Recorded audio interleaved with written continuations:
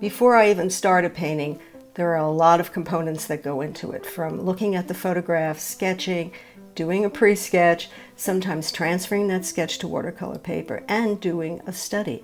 So let's take a look at some of the components that I've used to set up for this particular painting. It's an easy lesson and gives you an idea how to prep so that your paintings are better. What I have here is a sample of some of the components that I use to do a more complex painting. I work in watercolor, and I use my own photography as subject matter. And over here on the left-hand side of the screen, you're looking at two photographs from an old house on one of the coastal islands of Georgia. I like the angle of the house. I especially like the light hitting it on the left-hand side. But the other photograph I use as a reference to show what it looks like as far as perspective and a different look at the light on the trees.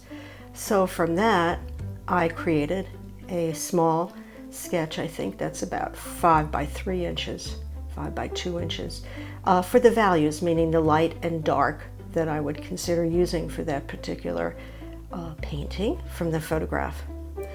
And then I did a larger sketch, again, looking at the light and the dark from my original photograph and trying to transfer those light and dark values to paper.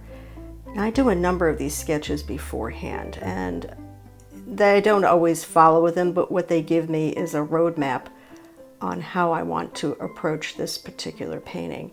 And finally, I did a very, very small watercolor. I just dashed this off, primarily to see what kind of colors I wanted to use to make it more alive than just using, say, the colors that are in the original photographs. So that is the beginning of how I start to compose a painting. Sorry about the camera work. And gives you an idea of the prep involved. I find if I do this, my paintings are a lot stronger.